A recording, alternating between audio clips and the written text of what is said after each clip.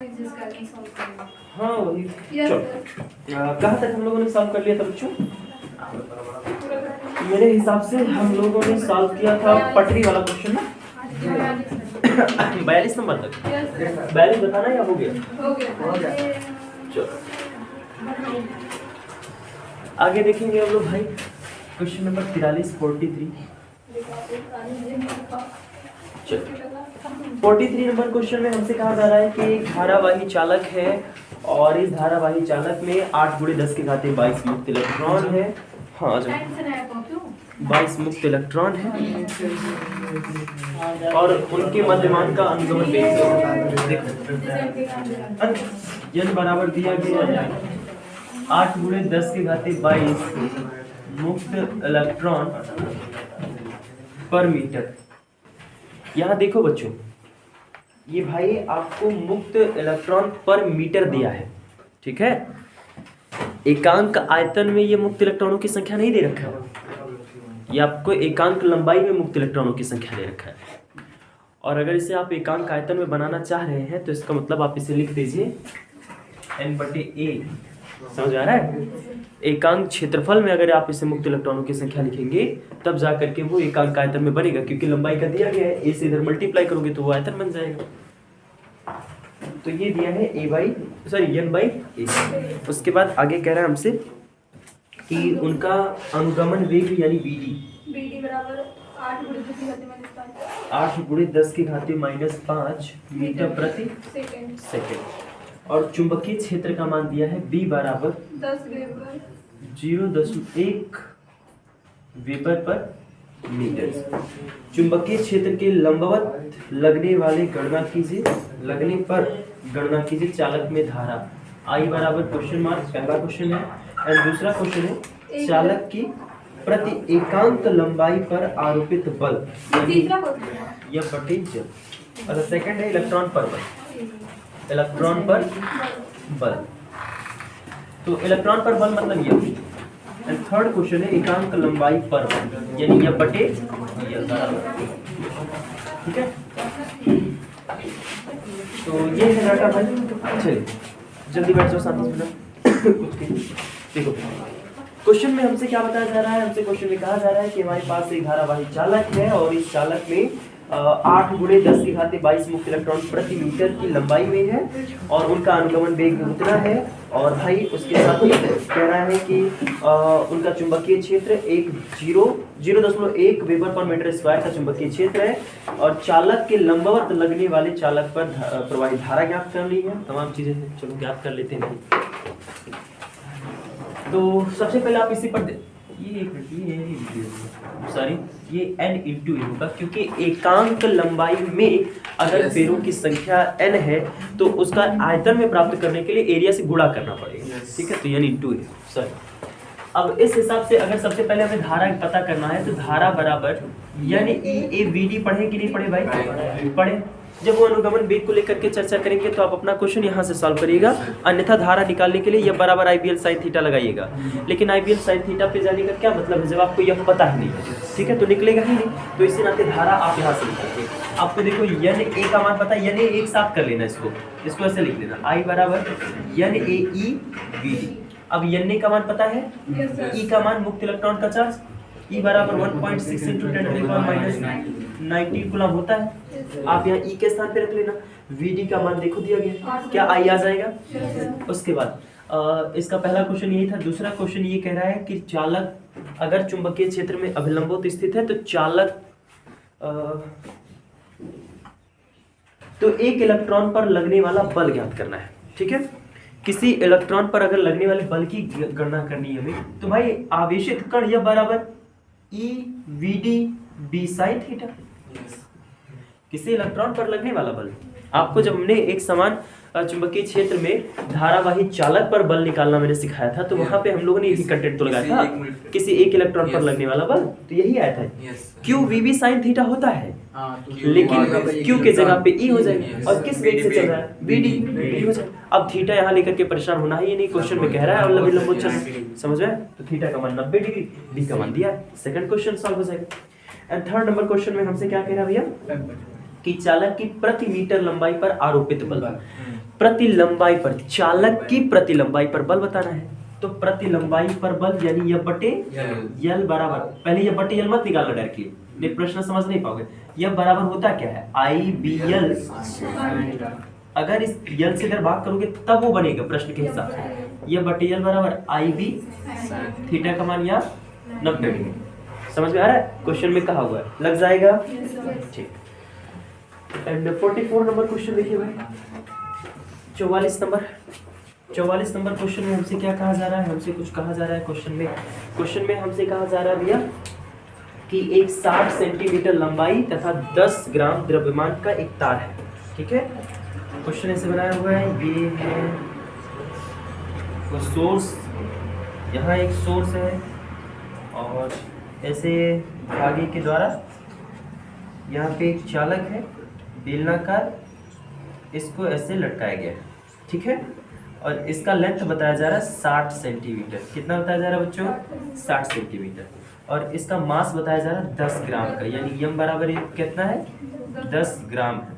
ठीक, और यहाँ चुंबकीय क्षेत्र है बच्चों, क्या है, चुंबकीय क्षेत्र। और यहाँ इस चुंबकीय क्षेत्र का मान B बराबर दे रखा है 0.40 वेबर पर मीटर स्क्वायर। कह रहा है कि लचीले तारों के द्वारा एक युग्म में लटकाया गया है, जैसे फिगर में देख पा रहे हो। क्षेत्र की दिशा कागज तल के लंबवत नीचे की ओर है, मतलब यहाँ जो चुंबकीय क्षेत्र है इसके डायरेक्शन कैसा है, तल के लंबवत अंदर की ओर। कुंडी लगा दो, तल के लंबवत अंदर की ओर। हमें बताना है बाबू कि लटकाने वाले तारों के तनाव को समाप्त करने के लिए प्रवाही धारा का मान व दिशा क्या होना चाहिए। तो बड़ा सामान्य प्रश्न है। देखो, ये चुंबकीय क्षेत्र में लटका है और चुंबकीय क्षेत्र की दिशा किधर को है, कागज तल के लंबवत अंदर। ऐसे अगर मैं इस सिरों पर किसी धागे को बांध के लटका दूं तो इस पे इसका भार काम करेगा mg, और उस mg नीचे की ओर लगने के कारण यहाँ ये जो रस्सी जिससे ये कनेक्टेड रहेंगे उसमें तनाव आएगा। ठीक, mg किधर को लगेगा, नीचे की ओर। इसका मतलब ये है कि इसका तनाव समाप्त करने के लिए हमें क्या करना पड़ेगा, नीचे से एक फोर्स ऊपर की ओर लगाना पड़ेगा। ठीक, ये mg इसका किधर को है, नीचे से, और इसी mg नीचे की ओर लगने की वजह से इनके तारों में क्या आ रहा है, तनाव। उस तनाव को खत्म करने के लिए हमें नीचे से बल लगाना पड़ेगा। और यह बल कैसे लगाया जाए, चुंबकीय क्षेत्र में तो चालक में धारा भेज देंगे तो लग जाएगा। लेकिन प्रश्न ये है कि धारा का डायरेक्शन कैसा रखें और कितना धारा रखें कि mg के बराबर ये लगे, तभी ये संतुलन में होगा। और जब संतुलन में हो जाएगा तो तार का तनाव खत्म हो जाएगा। ठीक है, चलिए ठीक है भाई। तो तार का तनाव समाप्त करने के लिए, तार का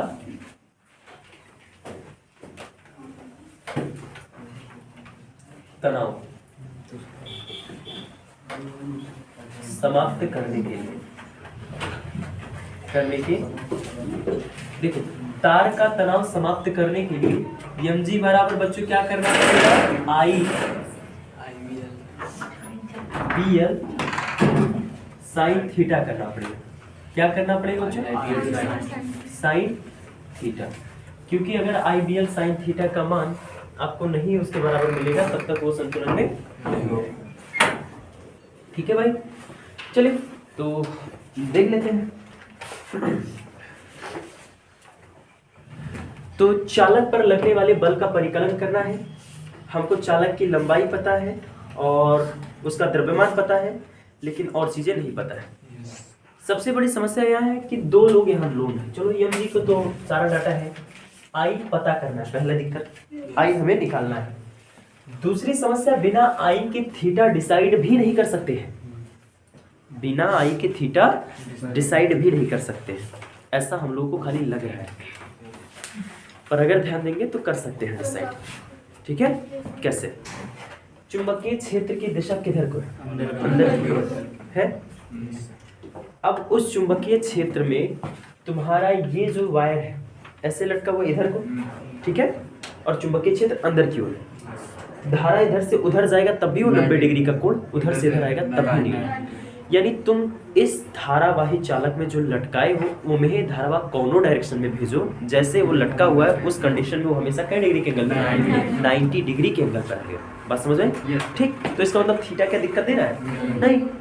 तो अब यहाँ से एम का मान कितना है? 10 ग्राम है, तो 10 गुणे 10 की घाती -3 हो जाएगा। जी का मान 10 होता है, आई का मान पता करना है, एंड बी का मान बच्चों यहाँ दिया हुआ है 0.4, एल का मान हमें पता है 60 गुणे 10 की घाती -2, ठीक। एंड साइन थीटा बराबर साइन 90 डिग्री। कोई डाउट? इतना डाटा क्लियर है? इसके बाद अब एक चीज देखो, इस जीरो से इस जीरो को कैंसिल कर सकते हैं, और ये दोनों मिलाकर क्या 10 की घाती -2 नहीं है? तो इसको पूरे से मैं इससे काट दूं तो क्या गलत बात है? कोई दिक्कत नहीं, बात तो सब सही है। और साइन 90 डिग्री का मान 1 होता है, 1 का गुणा यहाँ किसी में से करेंगे तो कोई परिवर्तन आएगा नहीं, यानी आई बराबर 1/0.4 बराबर 10/4 आएगा, यानी 2.5 एम्पियर की धारा भेजनी है। समझ गए? जब वापिस चाहिए कहाँ 6? अच्छा 6 भी गुणे 4 गुणे 6, 10 हटाएंगे तब भी तरफ बचेगा ना, 10.4 गुणे 6, ठीक। अब उसके बाद भैया देखो इसको कैंसिल कर लेते हैं तो ये आ जाएगा 2 दूनी 4, 2 पंचे 10 और 2.5, 2.5/6 यानी 25/60, आई बराबर 0.6 चौक 24 दशमलव कितना 1, इतना, ठीक। इतने एम्पियर की इसमें धारा बनेगी, ठीक। और डायरेक्शन अब देखो तो भाई डायरेक्शन यहाँ से बाईं से दाईं ओर होगा, ये है आपका बाया साइड, तो बाईं ओर से धारा किधर बहेगा? दाईं ओर की। अब कहोगे सर जी ये क्या लॉजिक है भाई? तो अगर धारा बाईं ओर से दाईं ओर की जाएगी तभी एमजी को संतुलित कर पाएगी। कैसे? लगने वाले बल का डायरेक्शन एमजी के ठीक विपरीत होना चाहिए कि नहीं होना चाहिए? एमजी किधर को लगेगा? नीचे की ओर लगेगा, है ना? चलो आप बल का डायरेक्शन यहीं से पता करते हैं, यहाँ से कर लेते हैं। इसको कहाँ रखना है? चुंबकीय क्षेत्र तल के लंबवत अंदर की ओर है, ठीक। देखो और ये कहाँ है? अंगूठा कहाँ गया? ऊपर की। और ये कौन से बल का डायरेक्शन है? लारेंज। समझ में आ रहा है? अगर ये लारेंज बल का डायरेक्शन है तो एमजी निचवा है तबे तो करे अगेंस्ट पड़ी, तभी वो बैलेंस होगा। समझ में? ये हो जाएगा धारा का डायरेक्शन। उसके बाद 45 नंबर देख लेते हैं। 45 नंबर क्वेश्चन देखो। 45 नंबर क्वेश्चन में हमसे क्या कहा जा रहा है कि ये मुझे नहीं आता, छोड़ो। 46 देखो, वो क्वेश्चन एक नहीं, चुंबकीय क्षेत्र और वैद्युत क्षेत्र के कंटेंट से है जो कि आपके सिलेबस में नहीं है, उसी पे आधारित है, इसी वजह से उसको छोड़ना। 45 नंबर पीछे भी इस पे शायद 1-2 क्वेश्चन छोड़े थे ना? हाँ वही क्वेश्चन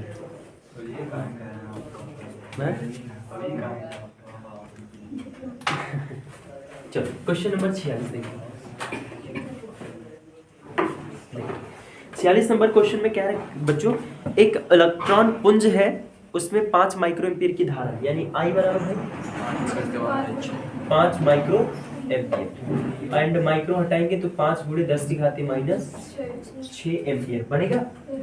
एंड गणना कीजिए प्रति सेकंड किसी बिंदु से कितने इलेक्ट्रॉन गुजरते हैं प्रति सेकंड, यानी टी बराबर क्वेश्चन मार्क एन बराबर टी बराबर 1 सेकंड, सॉरी प्रति सेकंड का मतलब टी बराबर 1 सेकंड, कितने इलेक्ट्रॉन गुजरते हैं। तो भाई पहला क्वेश्चन ये, एंड 50 सेंटीमीटर की दूरी पर ये कितना चुंबकीय क्षेत्र उत्पन्न करेंगे, ठीक है। ये पहला क्वेश्चन था। इसका दूसरा क्वेश्चन है कि 50 सेंटीमीटर पुंज 50 सेंटीमीटर की दूरी पर, यानी आर बराबर 50 सेंटीमीटर की दूरी पर कितना चुंबकीय क्षेत्र उत्पन्न करेंगे। ठीक है, तो बहुत सामान्य प्रश्न है, मुझे नहीं लगता कि उतना प्रश्न लगाने के बाद इन प्रश्नों में कोई उलझन होना चाहिए। पहली चीज तो ये कि ये इलेक्ट्रॉन पुंज का मतलब होता है इलेक्ट्रॉनों का समूह, कहीं फ्लो हो रहा होगा और उसके फ्लो होने की वजह से इतना धारा मिल रहा है हमको, ठीक है। तो प्रति सेकंड कितने इलेक्ट्रॉन उस धारा में गुजर रहे होंगे, हमें यही पता करना है। तो भाई हम लोग जानते हैं Q बराबर IT एंड Q बराबर यानी, तो यानी बराबर हमको यन पता करना है। E का मान कांस्टेंट होता है, I का मान दिया है, T का मान 1 सेकंड आ जाएगा। एंड दूसरा क्वेश्चन, अगर कहीं धारा बह रही है तो धारा से कुछ डिस्टेंस पर चुंबकीय क्षेत्र निकालना हम जानते हैं, कैसे? देखो B बराबर म्यू 0 I बटे यन I बटे 2 पाई।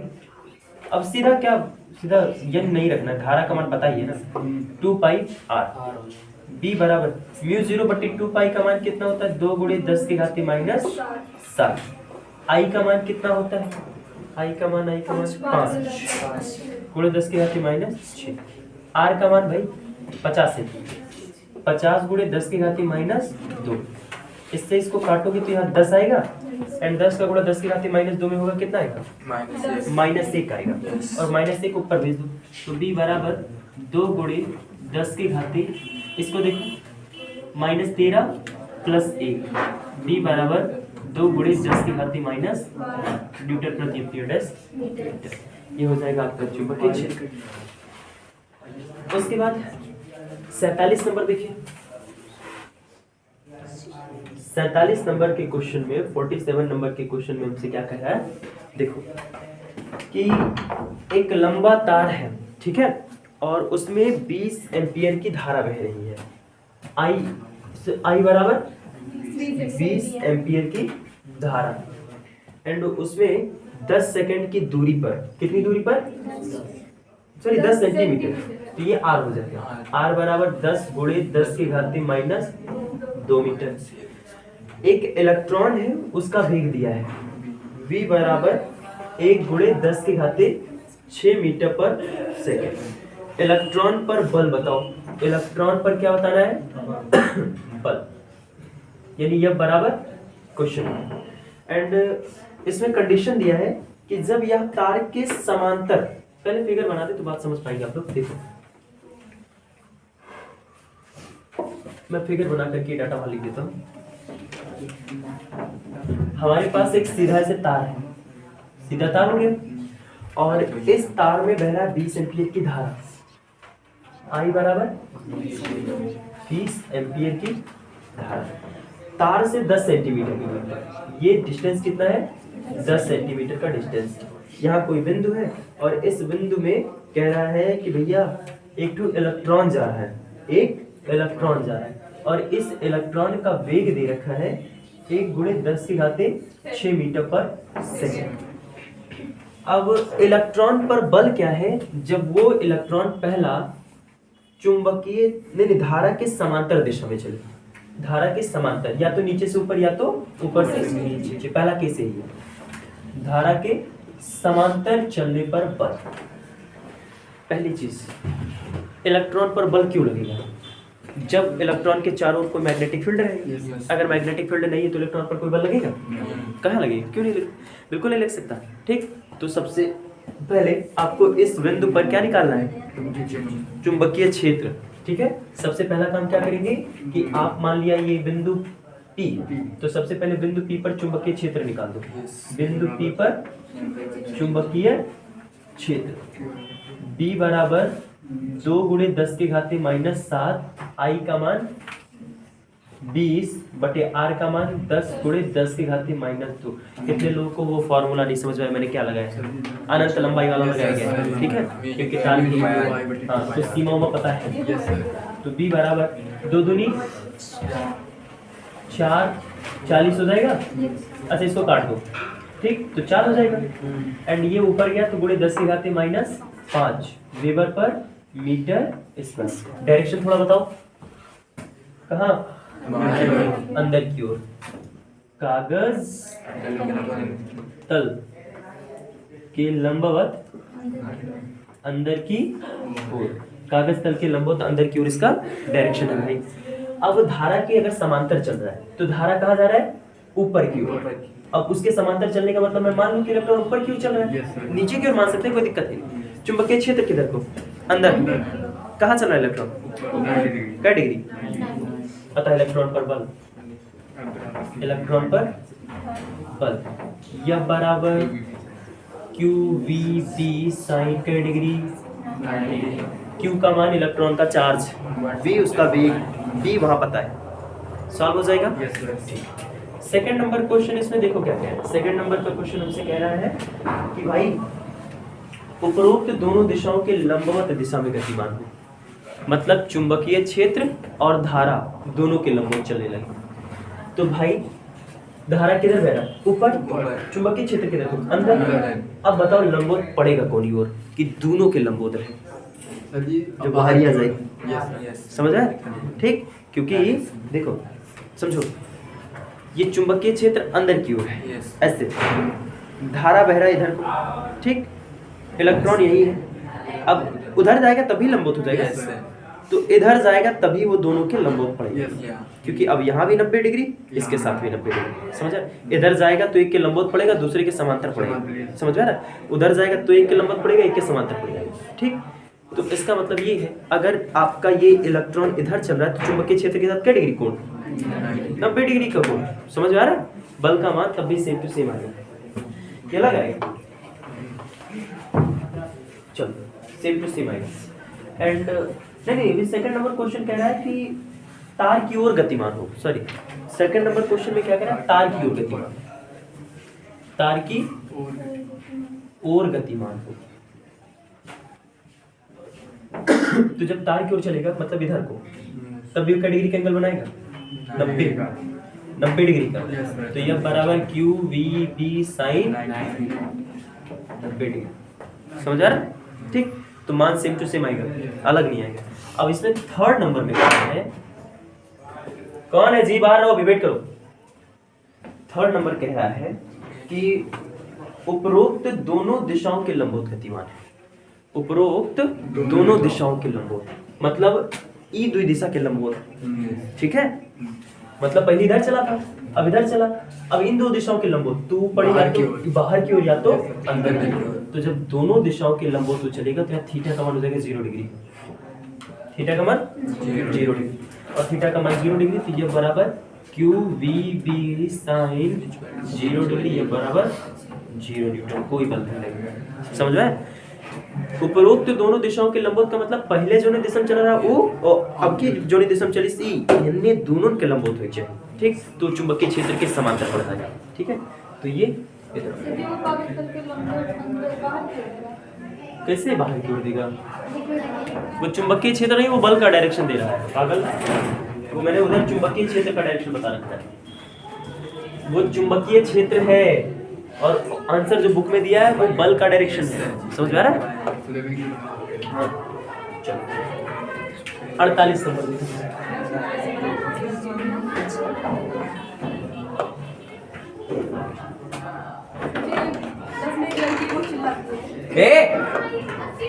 बुला तो लड़के,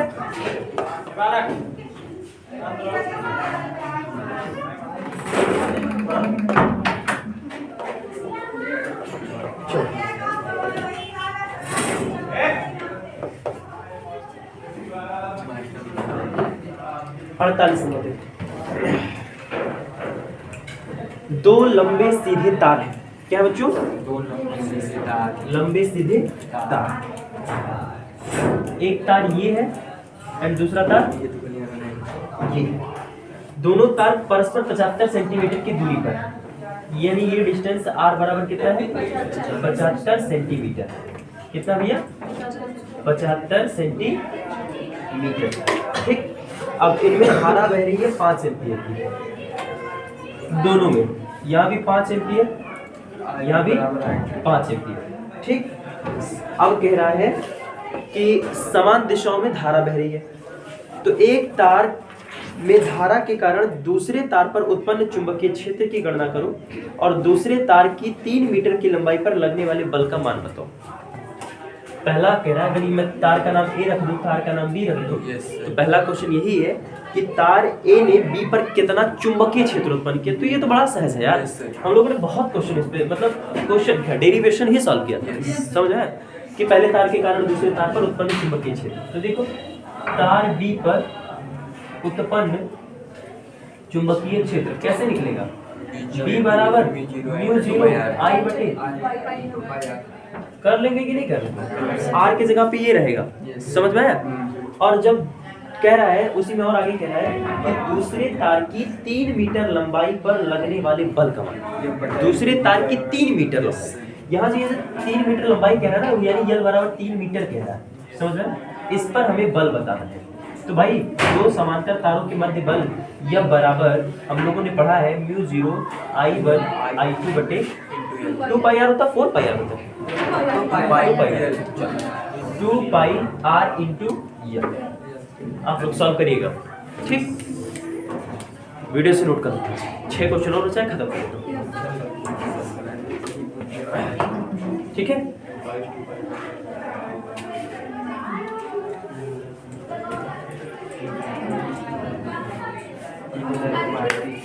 चलिए उसके बाद आगे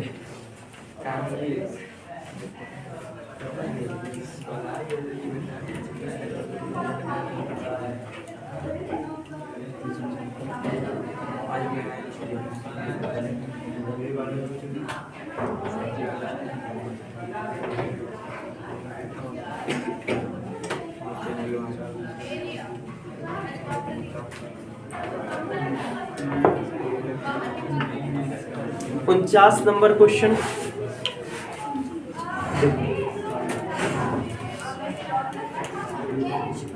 49 नंबर क्वेश्चन कह रहा है कि दो समांतर धारावाही तारों के मध्य चुंबकीय क्षेत्र का मान B है, जबकि तारों में धारा I तथा 2I है। यदि धारा I तार में धारा का मान 0 कर दिया जाए तब चुंबकीय क्षेत्र का मान क्या होगा। एक तार यहाँ है, दूसरा तार यहाँ है, एंड इसके मध्य बिंदु पर कहाँ बच्चों, यहाँ पे चुंबकीय क्षेत्र का मान B है। चुंबकीय क्षेत्र का मान कितना है B, और पहले वाले तार में धारा बह रही है I, इसमें कितनी धारा जा रही है I धारा जा रही है, और इसमें कितनी धारा जा रही है 2I, ठीक। कह रहा है कि यदि हम लोग क्या करें कि पहले वाली तार में धारा का मान 0 कर दे, जहां पहले धारा बह रही है I, यदि हम I बराबर 0 कर दें, इसको नहीं 0 करने कह रहा है, वो इसको 0 करने कह रहा है, मतलब ये में धारा का मान 0 कर दिया जाए। तो इसका मतलब आपके मत समझना कि दोनों में धारा का मान 0 हो जाए, तो पहले वाले तार में धारा को 0 करने के लिए कह रहा है। तो हमसे पूछ रहा है तो बताओ चुंबकीय क्षेत्र का मान कितना होगा। बहुत सामान्य है भाई।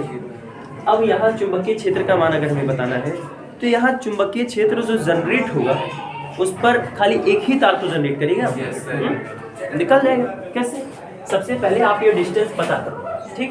तो दोनों तारों के कारण वहाँ जो चुंबकीय क्षेत्र है B, वो जरा देखो कैसा होगा। अगर हम पहले तार के कारण चुंबकीय क्षेत्र निकालेंगे तो उसका डायरेक्शन किधर जाएगा, अंदर। दूसरे तार के कारण यानी वो जो B आया है वो दो चुंबकीय क्षेत्रों को घटाने पर मिला है, समझ में आया। किसको किसको, B1 माइनस B2।